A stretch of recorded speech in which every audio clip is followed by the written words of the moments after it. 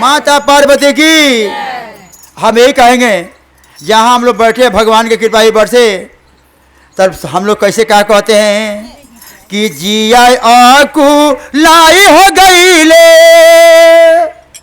अफूसा के माँ राय में अछत पिटवाई दय शिवा गुरु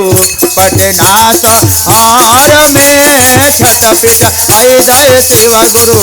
पटना शहर में पिटा जिया आको लाई हो गई ले, जिया आको लाई हो गई ले उसके माराई में छत पिटवाई दय शिवा गुरु पटना शहर में छत पिटवाई दय शिवा गुरु पटना शहर में छत पिटा जिया आको लाई हो गई ले, जिया आको उसके माराई में छत पिटवाई दय शिवा गुरु पटना शहर में पटना शहर में सपचक डागर में छत पिटा शिवा गुरु सपचक बाजार में केतनो मानई बा शिवा गुरु केतनो समझाई बाहो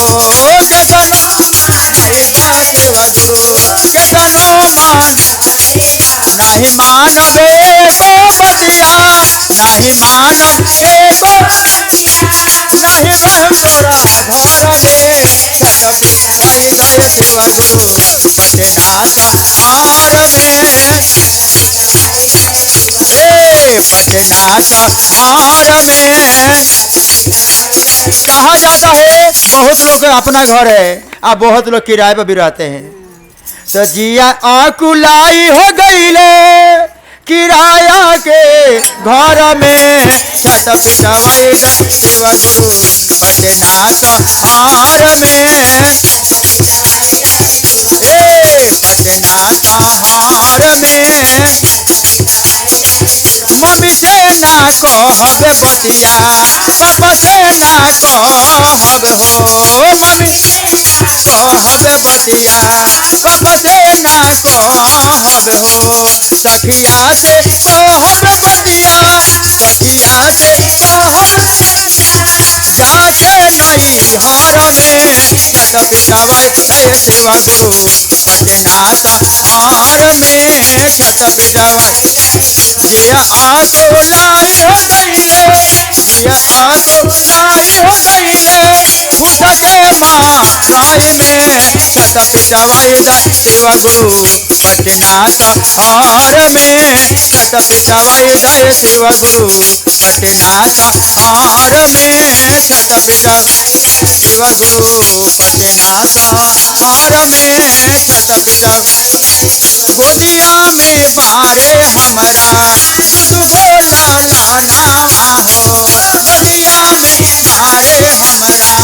दुदुगो लाला नावा हो कतनो समझाई एकरा मन ना कहनावा हो कतनो समझाई एकरा मन ना कहनावा हो छोड़ के हम काल हो जाए छोड़ के हम काल हो जाए अपना नहीं घर में छत पिटवाई दय शिवा गुरु पटना शहर में छत पिटा जिया आको लाई हो गई ले जिया आको लाई हो गई ले उसके माराई में छत पिटवाई दय शिवा गुरु पटना शहर में छत पिटवाई दय शिवा गुरु पटना शहर में छत पिटवाई दय शिवा गुरु पटना शहर में।